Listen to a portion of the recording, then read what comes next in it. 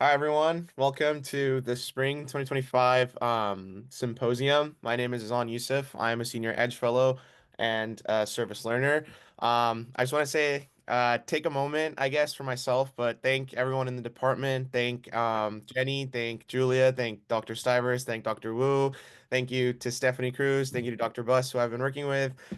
This is going to be kind of emotional for me. It's going to be my last symposium. I've been doing this for 4 years and it's been really a wonderful experience. And I think one of the best aspects of the whole service learning journey is this symposium that we're doing right now.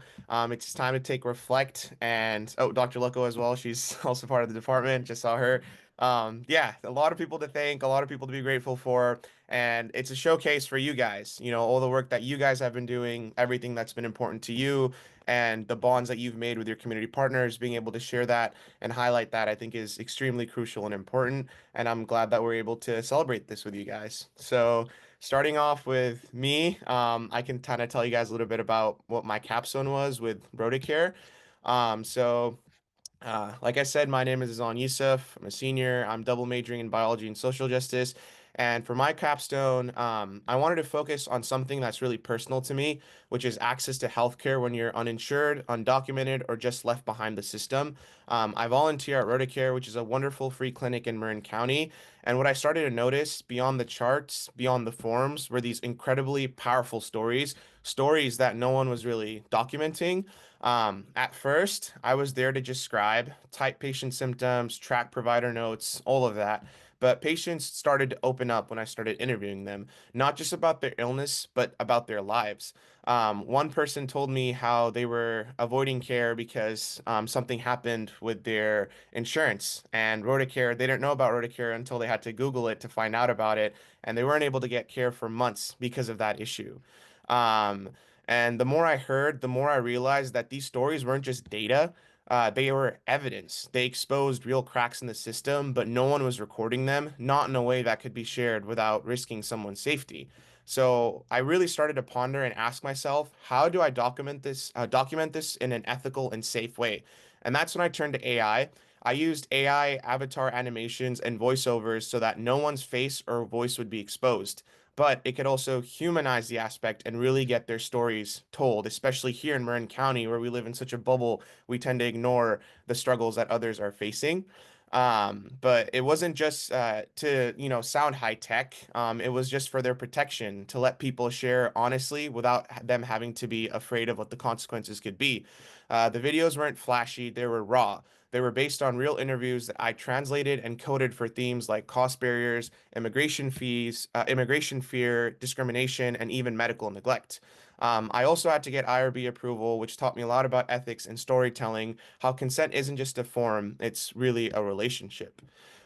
We always talk about social determinants of health in public health classes, right? Transportation, housing, legal status, but this project really made me feel it. Imagine needing a referral for cancer screening but not having any coverage. Imagine being told you don't qualify for Medi-Cal because you make over the income cap, but you're still considered in the poverty line because you're in Marin County. It made me realize that being a doctor alone wasn't enough. I don't want to just be a provider. I want to change the system itself. I want to work on the administrative side to actually change policies to keep people locked out. But I just want to say that this capstone isn't the end for me. It's a framework. I want other students to pick it up, use AI ethically, listen deeply, and center stories that don't get airtime. I'm grateful to Rotocare for the trust and to the patients who shared with me. And honestly, I'm leaving this project not with answers, but even with more of an urgency to act. Because if these stories aren't shared, the policies don't change. And if the policies don't change, we're just putting band-aids on broken systems. I want to keep ushering this, but healthcare is a human right, and we need to act like it is. Thank you. And now I want to introduce the person that's made it possible for the last 4 years. This is Stephanie Cruz. She will be also talking about Rotocare. Hi, everyone. I'm Stephanie Cruz. I'm the clinic manager at the Rhoda Care Clinic in San Rafael. And Asan touched on this, so we care for the population here in Marin County that is uninsured, underinsured, or is not connected to a medical home. Also, like Asan mentioned, they're maybe in the middle of insurance, or, sometimes in this case, at least in the last year or so, there's patients that are not able to get into their medical home because there's no appointments available. And so that's where we step in. We partner with a lot of different organizations in the community that helps us get free laboratory, free x-rays, MRIs, and free surgeries for our patients. So there's a lot of support that goes into RotaCare, including the service learners. Asan said, he was just a scribe, but the scribe has such a huge role in our clinic because you're typing in information into our medical record, you're getting to connect with the patient, helping the provider give that patient care and figuring out what that treatment plan is. And I don't know how many people feel like this, but I definitely do. It's not easy to learn a new medical system. And so you would definitely alleviate a lot of that stress that comes in from providers or people that have to go into the system as a scribe. We also use service learners as interpreters. And so they help connect and communicate that the actual need and help keep that trust open between the patient and our providers if they don't speak Spanish. So that is huge. It's such a huge asset for us to have our service learners there. And as I mentioned, having the opportunity to do some interpreting, I'm sorry, some interviews with patients, that was created because they feel safe with us. And so our service learners definitely impact that safety that patients feel when they come to our clinic and receive the care that they need without any judgment, just trying to figure out how we can find resources and support for them. So thank you, Asan, for being with us for so long. And I'm not going to cry. You almost got me there with what you said. So thank you. And I really appreciate all the service learners that come through RotaCare. Thank you so much, Stephanie. And now I'd like to introduce Keone, who's going to be talking about the work that she was doing with Double API, Social Gathering, and Vivillon.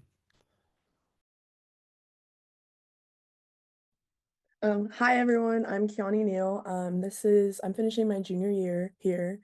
I'm a political science and social justice major. And so this is my reflection on the AAPI social gathering at Vivillon. So this semester I focused on how community care and inclusion impact the lives of AAPI seniors, especially in a place like Marin County, where that population is pretty small but very present still. So where was this? Oh God, wait. Okay. Yeah, where was this? The Vivillon Social Gathering is a community program in Marin County that brings together older adults, including AAPI seniors, for culturally inclusive meals, activities, and conversations. It provides a welcoming space where seniors can connect with peers, engage in meaningful social interactions, and access resources that support their well-being. So with that, who are we serving? If we look at this chart, Marin County's AAPI population is only 7.4%, while neighboring areas like San Francisco and Santa Clara have much higher numbers. Because the AAPI community here is smaller, programs like the one held at Vivillon become a critical source of culture connection and support. So these gatherings aren't just nice, they're pretty much necessary.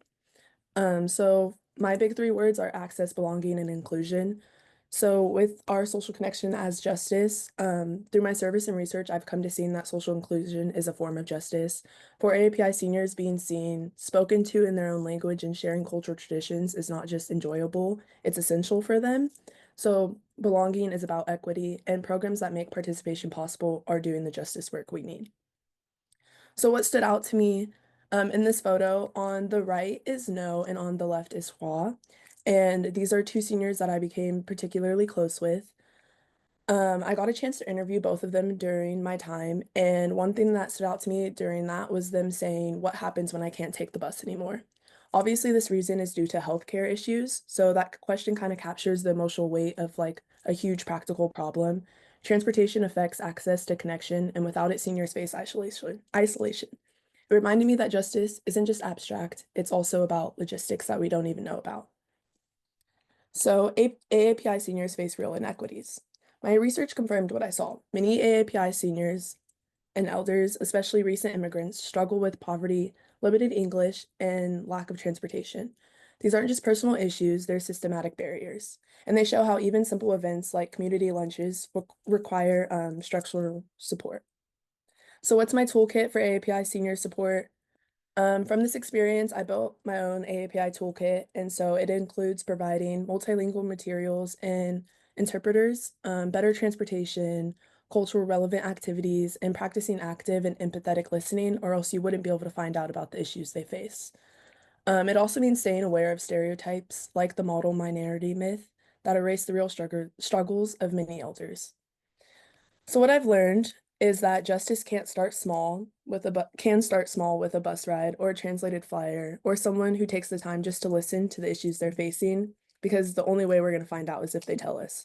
So programs like the one held at Vivillon show how everyday inclusion upholds dignity, and now I better understand how to be a part of like that work, not just as a student, but just as a simple community member. Thank you. Thank you, Kiani. And I want to introduce Whitney, who will also be sharing the work that she was doing over the semester.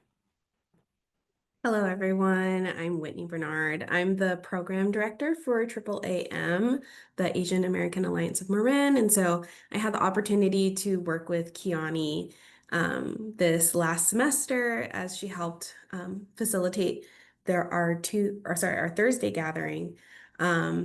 And there we had quite a crew of rotating service learners in there, but Kiani was one of the three who was there every single week. Due to service learning commitment. And so she was definitely able to have the opportunity to form those bonds with the seniors who do attend our group, especially No and Hua.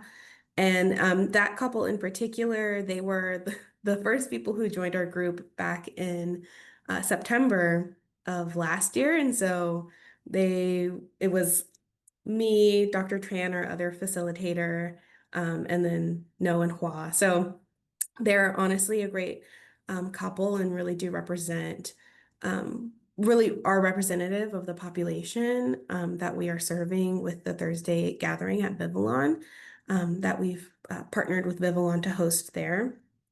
And in addition to that, we also have our organization has another social gathering on Tuesdays at the YMCA, which is also to combat social isolation among Asian American seniors. And so that group is definitely more Pan-Asian. Our Thursday group is the majority of the participants are Vietnamese and speak Vietnamese. And the Tuesday group is a Pan-Asian group that we also had the honor of having service learners at. And in both of those groups, we were able to collect oral histories, which have been very important in documenting, as Kiani said, documenting these folks' lives and their history here in Marin and how they've impacted this community. And so it's been wonderful to see how each service learner asks different questions and pulls different information out of each of the people that they interviewed, and how there are definitely through lines in their concerns for their livelihood here, but also the uniqueness of how each of them wound up here in this community, I think is so special. And yeah, so that is the work that we do, and we're looking to continue collecting oral history from our group members. It can be a heavy, exhausting task. A lot of folks that we do collect oral history from have um, come from varying backgrounds. A lot of folks who have been refugees um, speak of wartime in their childhood. And so it really is something that takes a lot of care and tact and relationship building to do. And so, especially No and Hua, even though there are solid group members, they have always been very hesitant about being interviewed. But immediately they really had a connection with Kiani, and we knew that they would be open and willing to talk with her, even though it was difficult and they did need a break afterwards. It really did. I think that relationship was really key in hearing from them especially as sort of leaders in this community. So thank you, Kiani, for your work this semester, and we're excited to continue working with you. I appreciate that, Whitney. And now I want to introduce Jasmine Lee and the work that she's been doing with youth transforming justice at San Pedro Elementary School.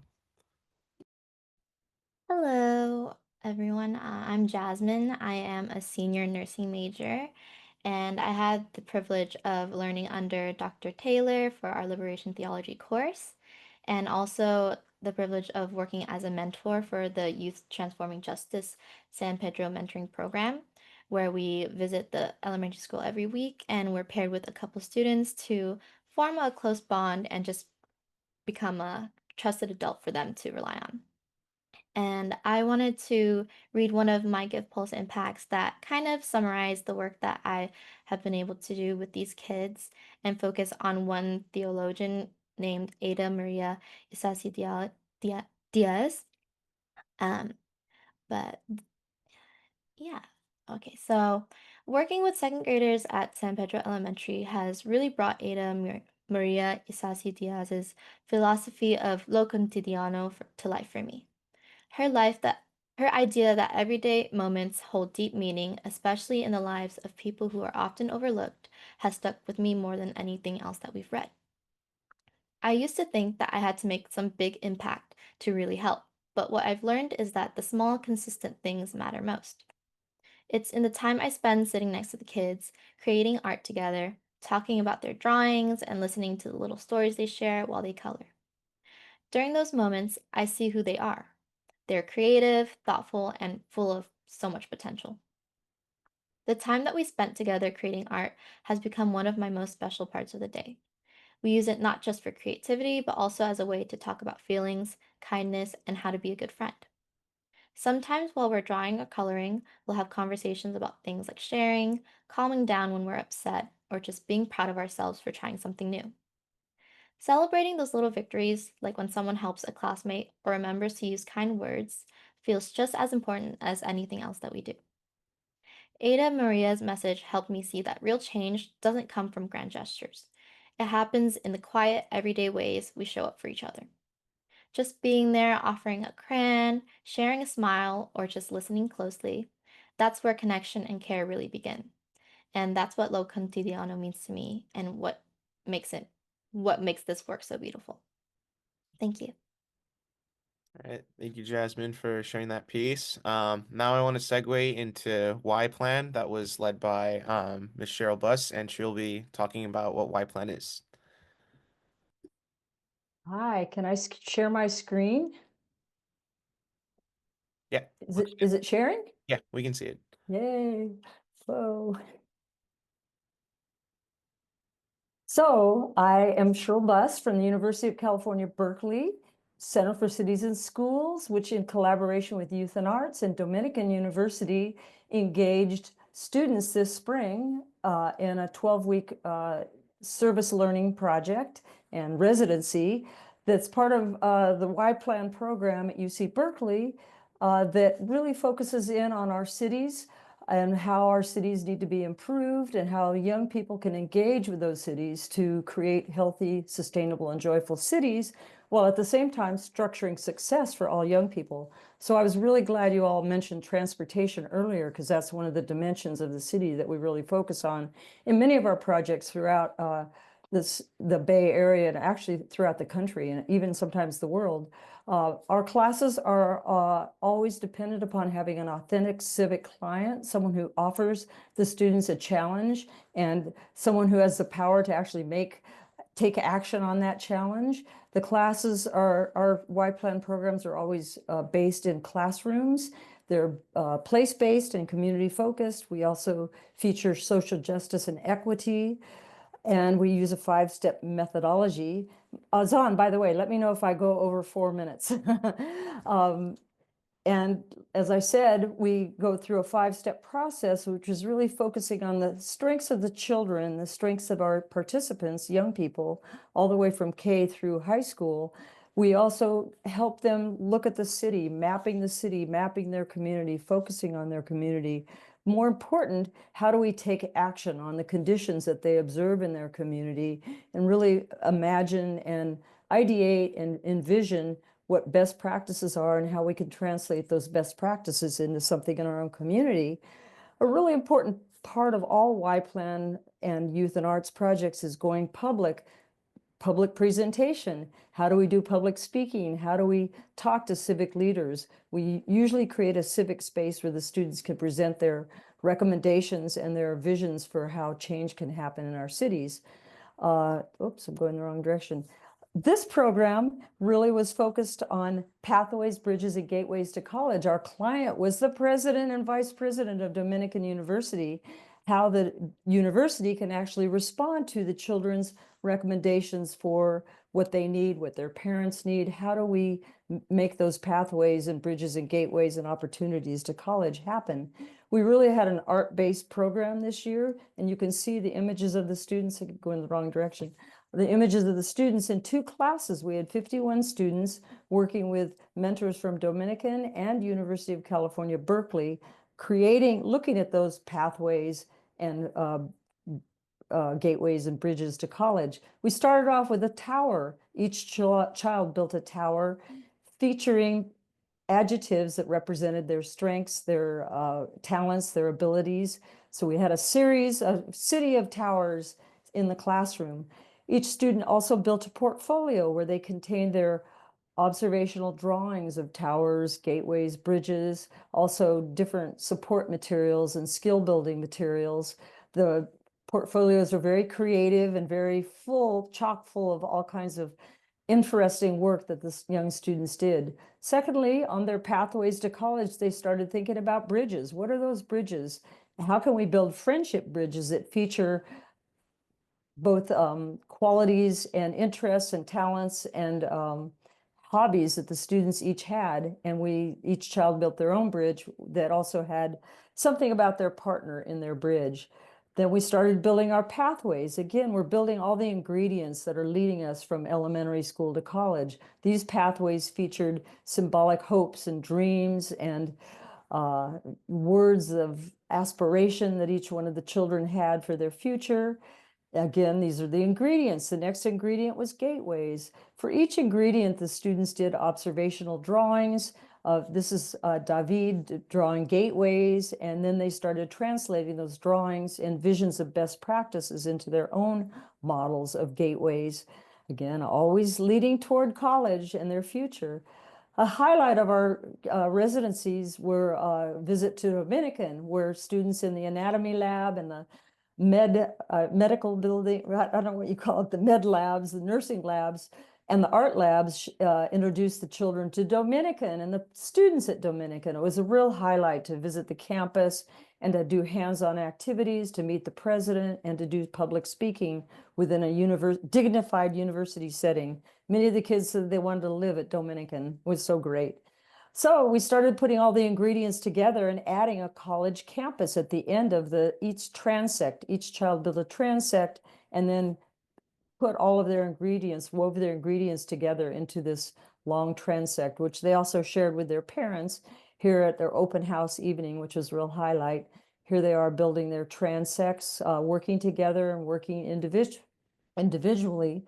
Then they really started focusing on sustainability. How do we integrate sustainability into this, capturing the energy of the sun, wind, capturing rainwater, conserving it, reusing it, our relationship to nature. They integrated those features into every one of their transects. And here are all the classes working together with our mentors. This is a panoramic view of Mr. Seligman's class. And here's a panoramic view of Miss Wilson's class, all 51 students and our Dominican and UC Berkeley mentors. We had 5 mentors from UC Berkeley, which kids loved and really blended very well with our Dominican mentors, who were Miss Jamie, Miss Natalia, Miss Nicole, Mr. Azan, and Miss Jackie from Dominican. And it was a very powerful experience, but my students, my mentors from Dominican today will share with you a little bit more about their experience. Hope I made it within my 4 minutes. That was a whirlwind, but thank you, everyone. All right, awesome. Thank you, Ms. Buss. And yeah, like she said, we're going to segue into the personal experiences of the students. So I'd like to introduce Nicole Tran, who will be talking about her experience with Julia's class, Just Learning Books, Not Bars. Hi everyone, my name is Nicole. I'm a senior nursing student, and this semester I've been working with Julia and Dr. Buss. And for our community partner, we worked with Laurel Dell, the fourth grade students in Miss Wilson class. We did a lot of architecture, a lot of hands-on, and a lot of engaging, getting these students to critically think about their future in college. And what I was focusing on in Julia's class was how systematic barriers impede these college or these students from getting to college, because a lot of them are first generation students and they don't really understand the resources they have access to and the help that they need. And that leads us to the question that we gave them at the beginning of the semester: what are the pathways, gateways, bridges that will lead you from your home and school to college, and how can the people at Dominican University help? Sorry. And that's where my role came in as a mentor. I worked with these students every week on Mondays. I help them by encouraging them to work on their projects. And some of them worked a little slower than others, so I helped those students make sure they get their things done on time. And some of the students had a lot of questions for me about college, so I answered them as best as I could. A lot of them asked like what I did at Dominican, whether or not I lived on the campus, and how they wanted to live on campus in the future, and what options they had for college. And I told them about financial aid that we have at Dominican and how I was able to go to Dominican only because of the financial aid offer that I had. Thank you. All right, thank you, Nicole. You guys are gonna hear from me again. Hopefully, you're not tired of me already. So I was fortunate enough to do Y Plan with three classes actually: Liberation Theology, Books Not Bars, and Theater for Social Change. And I just want to take a moment to talk about how both of those classes were connected with my experience at Laurel Dell. So someone who comes from a healthcare background, it was my first time really working with kids at that level. And I was nervous at first. I thought my social battery wouldn't last that long for the hour and a half, but I just want to say it was one of the most wonderful experiences ever. Like those kids were really a joy. Even if I was having a bad day, like that instantly turned around as soon as everyone started cheering and saying Mr. Zahn's here, and there's a few times where I wasn't really able to go, but the kids missed me, and that was something to show like how powerful that experience is in that classroom. And then connecting it to the coursework was even more fun trying to write it down. So starting with liberation theology, I think one of the ideas that we talked about was preferential option for the poor. And it's the belief that God sides with the oppressed and that our work should start there too. The students that I worked with are brilliant, kind, and full of potential, but they are growing up in a system that constantly under invests in them. Most come from immigrant families, and despite living in one of the wealthiest counties in the country, they don't get the same resources or opportunities as kids in wealthier white schools nearby. And the preferential option calls us to see that. It's to not look away. It means recognizing that love and justice aren't abstract. They're rooted in showing up, building relationships, and working to transform the systems that hold our students back. And that was seen every day as we were progressing forward with Y Plan. The other class I was taking was just learning books, not bars. And I think one of the highlights from that I got was education as a way of justice, as a way of liberation, and as a way of freedom. As we know, the current administration, not to get too political, has its own agenda. And I think the best way to fight that is educating these students, telling them that they're more than just what these headlines are showing them to be. I know every single one of them has potential, and it's easy to fall into the stereotype sometimes, and it's easy to label them a certain way when a group in power keeps labeling that way. But that's when we have to take away our bias, take away what we know, and realize that this is the future. These are the students that are going to become the next doctors, the students that may even become the next politicians and bring a change. And sometimes the best way to fight is just by staying silent and becoming part of that system or becoming at top of the system to fight back. And that's kind of the key takeaways I got with working with the students from Laurel Dell. Yeah, so pass the mic on to Olga Vasquez, who is also an Edge Fellow, and she will be talking about her work with Y-Plan and then West Marin Health and Human Services. Yeah, hello, good afternoon, everyone. I'm Olga Vasquez. I'm a second year student here at DUC. I'm majoring in biology and minoring in chemistry and CASC. In this semester, I've had the opportunity to engage with the Y-Plan initiative through my work at Dominican. The goal of the program is to empower young people to explore real-world challenges in their communities while making connections between their lived experiences and the larger systems of education, housing, and public policy. This spring, Dominican partnered with fourth grade students at Laurel Dell Elementary to explore the themes of bridges, gateways, and pathways to college and community. Their projects focused on what it means to create connection between people, institutions, and opportunities, and how to open more inclusive pathways towards higher education and civic life. What made this project especially meaningful was witnessing how students use their own experiences to imagine new possibilities for themselves and their communities. I had the chance to connect with two young boys, recent newcomers to the US from Peru and Guatemala, who were still adjusting to life in a new country. As we worked together, I shared my own story of immigrating from Guatemala as a child and how I navigated those early challenges. In that moment, our shared experience became a bridge, one that helped build trust and allowed us to see each other more fully. It reminded me that connection and understanding often begin with vulnerability and shared roots. Through art, storytelling, and interactive mapping, they shared their ideas about access and belonging and how we can build a future where every student feels seen, supported, and invited in. It was a clear reminder that justice works by listening closely to community voices, especially young ones.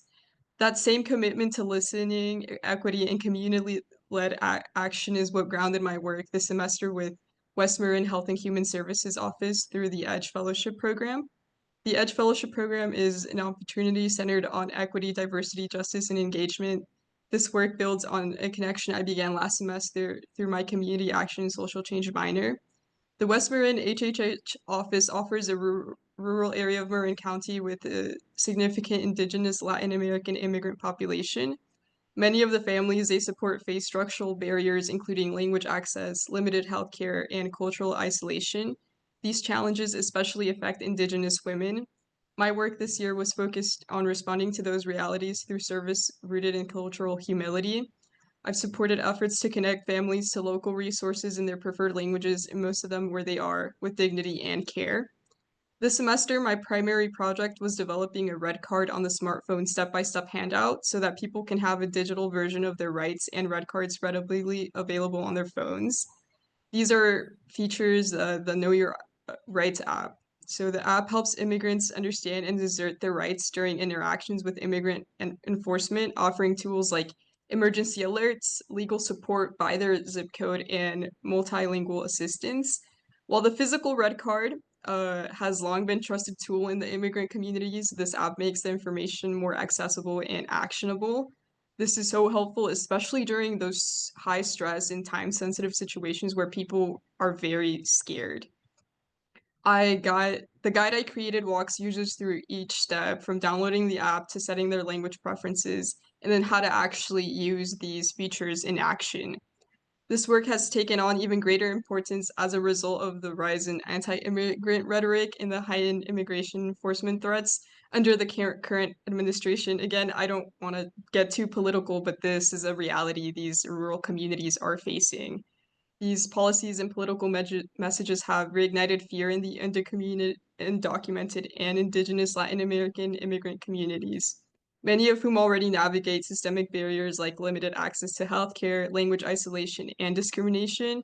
And these renewed threats are create a constant state of anxiety, which is why these tools are sort of a lifeline for them. The ability to have one's rights accessible in their language right in their pocket is not just empowering, it is now becoming a necessary tool for survival and safety in the US as of right now. And as a pre-med bio major, also pursuing a minor in CASC, this experience has shaped how I envision my future in healthcare.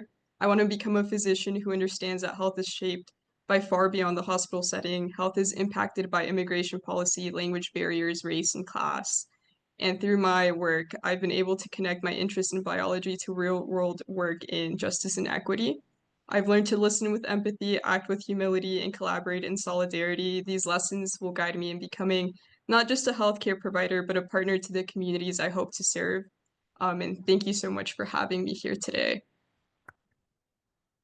Thank you, Olga, and thank you for the wonderful work that you've been doing as well. Now I want to take a second to introduce Stephanie, who is working with MCM, and she'll be talking about the work that she's been doing. Hi there, everyone. My name is Stephanie, and I am the Presente Program Coordinator at the Multicultural Center of Marin.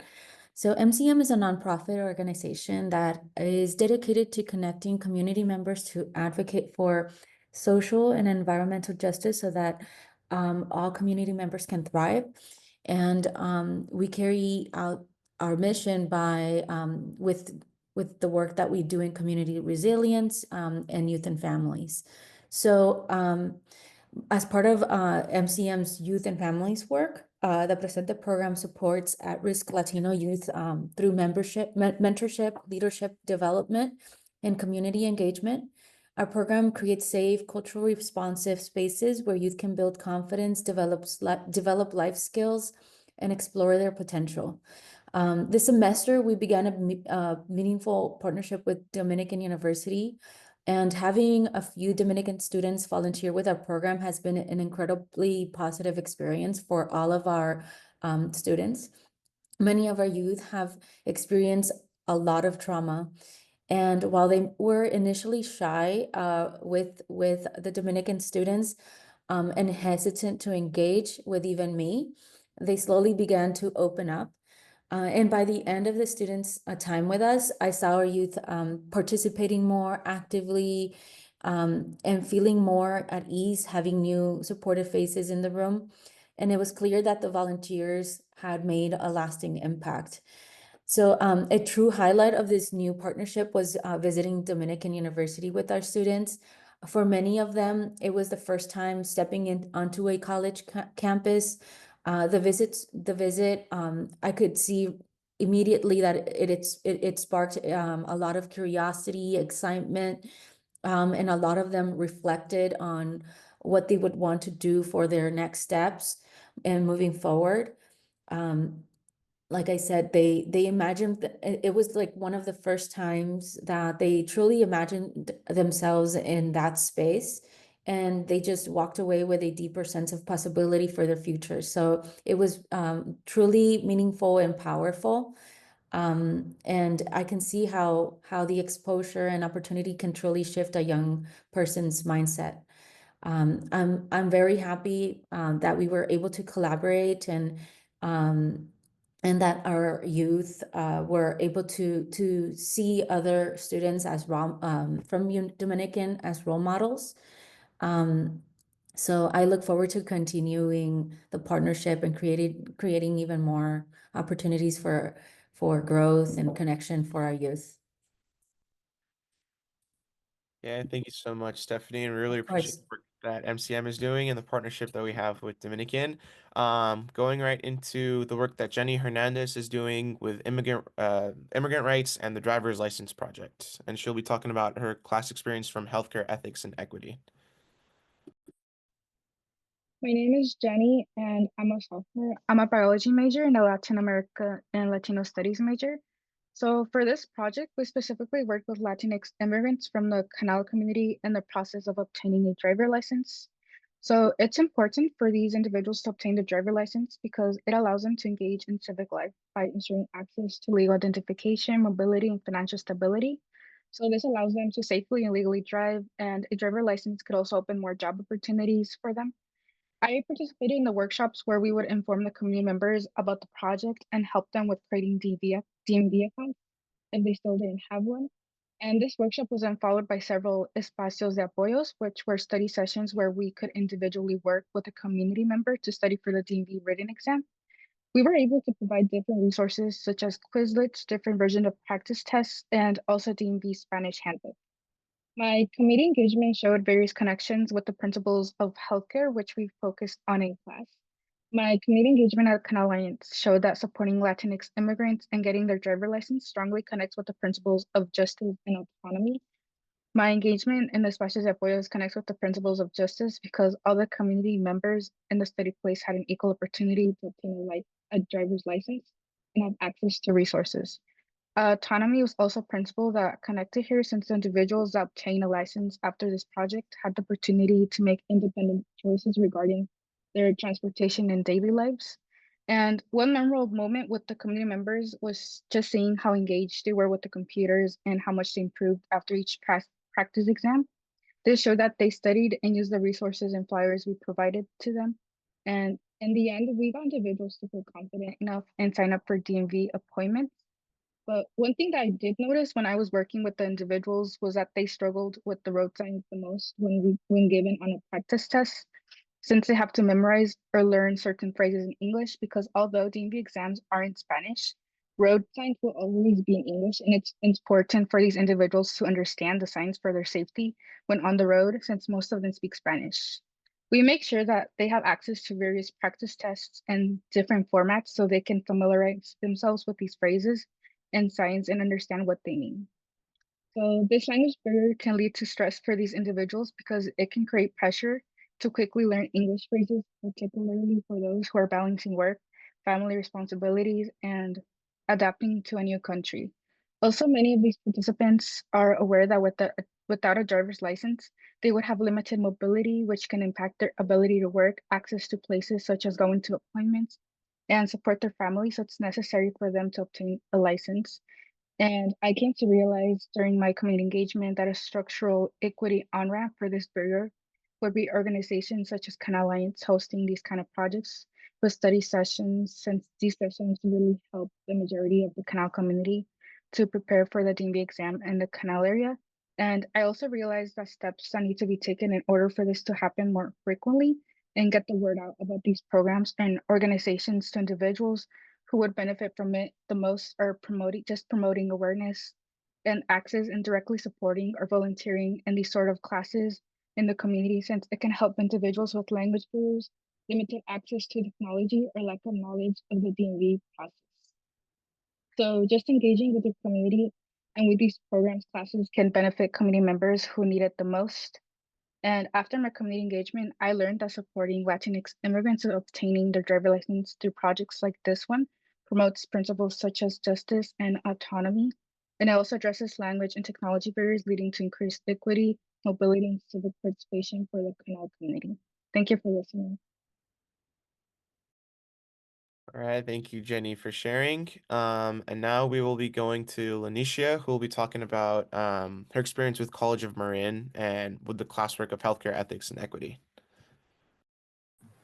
Okay, hi, my name's Lanisa. I'm a biology major, a senior, and I had the opportunity to work with the College of Marin adaptive PE classes. And the purpose is to create and instruct fitness programs that are specific to the individual and their needs. So students consist of people with some sort of disability or also people who are in the older population of Marin. And these classes are really important because when you think about the environment we live in, it's not really inclusive of people with disabilities, especially when you consider things like infrastructure alone. And yeah, especially in places like gyms and fitness centers. And this can be a real roadblock for someone trying to improve their quality of life, especially when we have a lot of people in the classes that have physicians who are recommending that they use physical activity to improve their quality of life in general. And it's kind of interesting when it isn't always that accessible. Yeah, something in class that we talked about are on-ramps or things that provide a way around roadblocks. And I think these classes are exactly that. My service learning class was healthcare, ethics, and equity. And I could see my community partner connect with a lot of ideas that we learned in class. One specific idea is proportionality. This is doing more good than harm. And you could see this in the way that the class operates because there's a lot of the ways in which that certain workouts are taught. You could you could do modified versions of them. And I think a lot of the time when people think of like modified versions of a workout, they think it kind of negates effectiveness, and this isn't the case. Like if even between different students, their physical capabilities are different from student to student. And even within the student, you may come into class one day feeling 100%, and the next day you feel like 60%. And it matters how much you give that day because you don't want to subject yourself to injury. And I think this also has a lot to do with communication between instructors and students, because you don't want to do more harm than you're doing good, going back to proportionality. And another healthcare ethics principle that I think connected well was the idea of patient autonomy, because like I said, communication is really important in the class. And I think instructors do a really good job at making sure that students have their autonomy, especially when talking to them, making sure they're very active participants in their fitness program, and like making sure they know where they're at that day, what they want to do that day. And yeah, I think that's really important. And overall, I had a really good time working with the students. They're all super great, and I'm really glad I had the opportunity. Thank you, Lanisha. And now we will be wrapping it up with Kaylee Norris, who will be talking about her capstone project that was focused or that was with San Pedro Elementary School. Hi everyone, I'm a senior at Dominican and I'm majoring in social justice and psychology. I started doing service learning courses in my freshman year where I worked with Canal Alliance and I was doing ESL aid work in the English language learners night class. I did that for about a year and a half. This was a very impactful experience for me as it was the first time I ever worked in the community, and it was also my first time working with adults in any form of service. It was definitely challenging at first, because I'm a monolingual English speaker, but it was a very, very valuable experience for me because despite the language barrier, I was able to form strong connections with members of the community. I then took a short break from service learning, but eventually rejoined in August of 2024. I started working as a teacher's aide at San Pedro Elementary School, where I got training from Youth Transforming Justice. Here, I learned how to do community building circles, and similar to Azan's experience, I was working with the nicest and the sweetest kids who are living in the margins and are severely affected by structural barriers. It was clear to me that some of them had severe behavioral issues that stem from something deeper than simple classroom encounters. So when it came time to start planning my senior thesis, I knew I wanted to do something that would help them get the equitable education they deserve. I began designing my study and exploring the concept of qualitative research in CAS 3405 with Professor Lucco. This opened my eyes to a new way of thinking in research that focused on ensuring that the research process is mutually beneficial. Humanized research ensures that there is a trusting relationship between researcher and participants, and making sure that participants benefit just as much as the researcher. My project is dedicated to getting to know the community and understanding their nuanced granular traumas so we can provide healing services for them so they can thrive in the classroom. Specifically, I investigated the need for a trauma specialist in underserved elementary school classrooms. In August of 2024, I started running a book club at San Pedro. This was in order to create a setting where I could get to know the community in a casual setting. The students were initially super shy, but eventually they opened up to me more and more as they began to trust me. Students began to share their experiences with school drama, family drama, and then also personal issues. And on top of these things, we also shared a lot of laughs and had a lot of fun conversations as the year went on.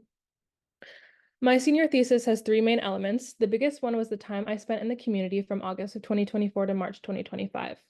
I spent this time building relationships, like I said, and getting to know the students. I believe that without this piece of my study, I would not have been able to talk to the students in the way that I did. In April, I gave them a list of writing prompts and asked them to respond to them in order to get to know kind of what triggers them and a sense of what they have been through. And these experiences often create outbursts in the classroom that are disruptive and usually ends in them getting suspended. The prompts that I created were simple but designed very carefully. Because I had spent so much time in the classroom and the community, I was able to make the prompts from a culturally conscious point of view. For example, I made them sensitive enough to not trigger students who had lost family members. Students ended up sharing traumatic immigration experiences with me and information about their family and their stories. The next piece of my thesis was creating a survey for teachers to respond to. These responses I found to be extremely rich, and they gave a lot of details about what they think segregates their students and how they observe their students speaking about their past experiences. I also asked them if they have been trained enough in responding to students with acute toxic trauma. The responses of this survey show that the teachers care a lot and are aware of many of the issues that the students face. Though this is true, most all of the teachers are monolingual and white. The teachers of color who responded to my survey specifically mentioned that because I look a lot like the students, I feel like I am able to relate to them better. This showed me that the teachers care a lot, but they often have too much on their plates to deal with the repercussions of the toxic trauma that their students have faced, and emphasize further that we need to hire people in underserved elementary school classrooms to specifically deal with the toxic trauma that the students face. It's important that these kind of counselor-like people look like the students and also speak their native language. Thank you. Okay, thank you, Kaylee, for wrapping it up there at the end. Once again, every one of you guys, the partners, the service learners, you guys had a great semester, and it was really nice to highlight all the work you've done. I just want to take a moment. If anyone has any questions or comments, we have a few minutes to, get through those. Yeah, feel free to ask.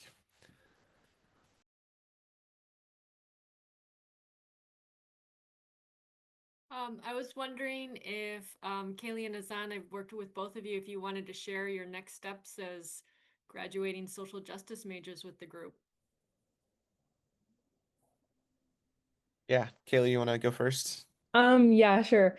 So, I applied to clinical psychology doctorate programs, and I'm hoping to go forward with that in the next year, maybe the year after.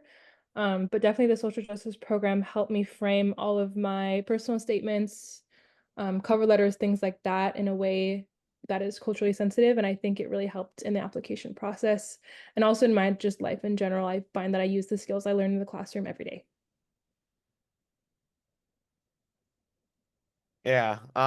So I had a complete 360. I came in here wanting to be, pre-med a doctor, but Dr. Lucco was the one that actually pushed me to get that social justice degree as a double major. And that's changed my aspect on things. So I was fortunate enough to get accepted into Dartmouth. I got into their Masters of Healthcare Administration, and I want to use that as a building base to bring social change, whether that's using Ivy League connections to change laws, or I don't know what that holds. Maybe becoming a CEO of a hospital that is able to serve healthcare for all. But yeah, I know I want to bring change, and that's what I'm going to keep pursuing.